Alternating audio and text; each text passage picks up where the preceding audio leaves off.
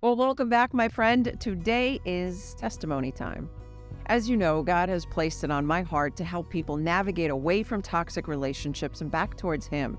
And I am no stranger to toxic relationships, but the one that was a pivotal turning point in my life was my narcissistic marriage. And my story is one of pain, promise, and purpose. So I'm hoping you'll join me today as we talk about how God delivered me from a narcissistic marriage.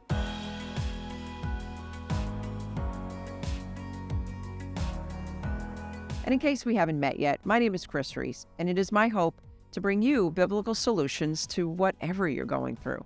And I believe that we serve the God of the impossible. So, if you're not subscribed and you're being blessed by our time together, would you please hit that subscribe and notification button so we can stay connected? I didn't even realize he was a narcissist until after we were divorced. Talk about feeling like a fool. I felt so embarrassed that it took me so long to be able to put a label on it. But the truth is, it didn't need a label. I knew something was wrong 6 days after we returned from our honeymoon. As I stood in the kitchen counter, I was opening the mail and I scanned the unusually high cable bill, and I saw one pornographic movie after another. Guys, it felt like someone just sucked all of the air out of the room. And he was sitting there and he saw my face. Now, I was never one to cower in fear, so I pounced like a puma. And I challenged him. And his response was the beginning of what I knew was going to be a dream turned nightmare. He said, "Well, since you didn't put out, what did you expect me to do?" You're now making this my fault. Now, don't think for a second that I actually assumed responsibility for this. But I didn't know what to do. I mean, honestly, I thought it was early enough to kind of bail in this, and in just a couple months, no one would be none the wiser, but I stayed. I stayed for phase one, to win him over. I was going to be that loving, understanding wife who wins her husband to Christ, even though he said he was a Christian, but more on that later. But 2 months in, he came to me and said, "Yeah, you know that whole church thing we've been doing? That's not going to work for me. You can go, but I just don't think it's for me anymore." Again, I felt so bamboozled. He fooled me into thinking that he had come to Christ and wanted a Christian marriage. Now, needless to say, the marriage was strained at this point, and I realized that this man was only married in title only. And it started to dawn on me that he was proud to brag to his colleagues about his young wife. There was a significant age difference, but he lived his life like he was a bachelor. And at the beginning of our marriage, he said that he would like to wait 3 years before we had kids. Now, fast forward 3 years, he came back to me and said, "I never said that. I said that after 3 years, we could talk about it and see if that's what we wanted. And I've thought about it, and I just don't think it's something that we want." Swindled for the last time, my friend.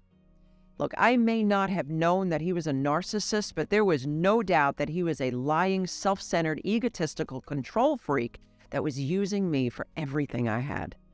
So phase 2. God, get me out of here. Love, I'm going to be honest with you, was not driving this ship anymore. I got to confess, I know I'm probably going to get judgment for this.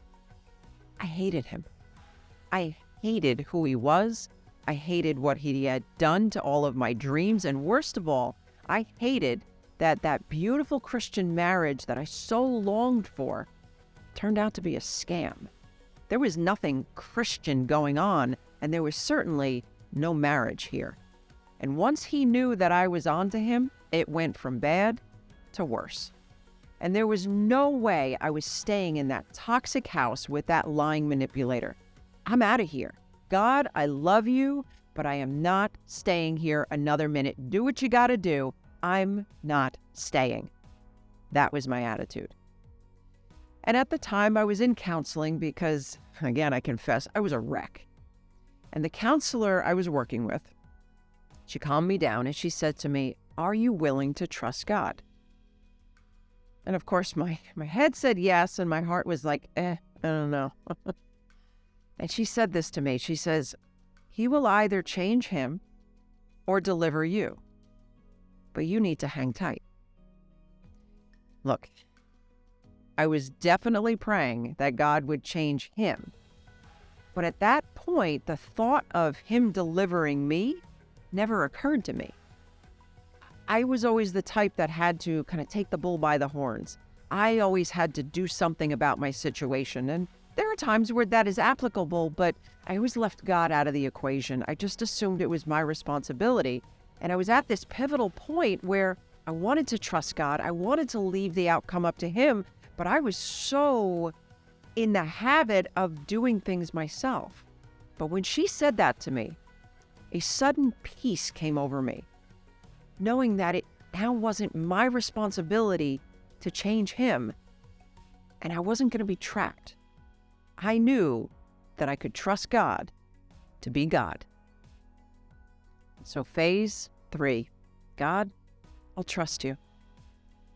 I had had more impulsive, take the bull by the horn types of decisions in my life than I care to admit. And there was this little voice inside of me that kept saying, "Trust me. Trust me."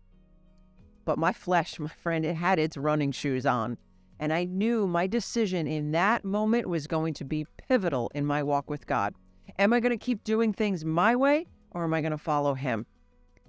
And even though I had no idea what this was going to look like, I chose to trust him. And after that, my focus shifted. I won't lie, my prayer was more for deliverance. God, get me out of here, than it was for, oh God, change his heart. But the more I trusted God with whatever the outcome would be, the more I grew in maturity. And I spent so much time with God. I mean, at this point in my marriage, I was so lonely. But my time with God, it was so glorious. And I even reached a point where I prayed, God, if delivering me from this means that I lose this connection with you, then keep me right where I am. That's how sweet the connection was with him. And if it took that situation to bring me closer to God, that's fine with me, Lord. And then one day, as a clear blue sky, God showed me what this man had been doing with his time and money. And this was my out. And many Christians may say, well, as a Christian woman, you still should have stayed. You see, a loving wife would have loved him through his indiscretions. Judge all you want, I left. I was biblically released, and this man had zero interest in assuming any responsibility for a healthy, much less godly relationship. I never looked back. I never regretted it, not for 1 second. But here's what I did regret. Everything that led up to it. You see, it's easy to be the victim in those situations, and in many ways I was. But let me be completely transparent here. I stepped out of God's will when I married this man. I may not have known that he was a full-blown covert narcissist, but I did know that I shouldn't have married him. I had friends asking if I prayed over this, and that was their gentle way of showing me the red flags. I didn't listen. And man, do I wish I had at least one of them that would have smacked me in the head, because that's how stubborn I was, and said, "What on earth are you doing?" But the truth is, I really don't know that I would have listened to that either. I might not. The truth is, I didn't lie. I did pray. But my prayer was more like, oh God, please let me marry him. Oh God, please stop me if he's not the one. And then I'd put on the fastest running shoes possible and not give God a chance to catch me. And then while I was running, I'd turn my receiver off. So, in my mind, I checked that prayer box, but I truly didn't want to hear if God had something to say other than what I wanted to hear. You see, this man was a bit older than me. And I was so tired of dating guys my age who were still finding themselves. I had just come off of dating someone who actually turned down a full-time job because he didn't want to waste his summer. Really? Meanwhile, I was paying for things, trying to get him on a budget, to get him out of debt. So done with that. So, when Mr. Covert Narcissist shows up with his business and his goals and his aspirations and what seems like a mature outlook on life, there was no prayer in heaven that was going to stop me. I was moving forward no matter what. And maybe now you can see why I was done with doing things my way. And one of the questions that I get asked often is, well, how long did it take for God to deliver you? And the answer, from the first cable bill to the filing of the divorce papers, it was 9 years. And here's what I always get in return. I'm not waiting 9 years. I just can't. And I get it. But it's in this moment that you have a choice. Am I going to do things my way or God's way? You see, you can't say that you're submitted to God and still calling all the shots. But you also can't blame God or anyone else if you decide to go all Rambo.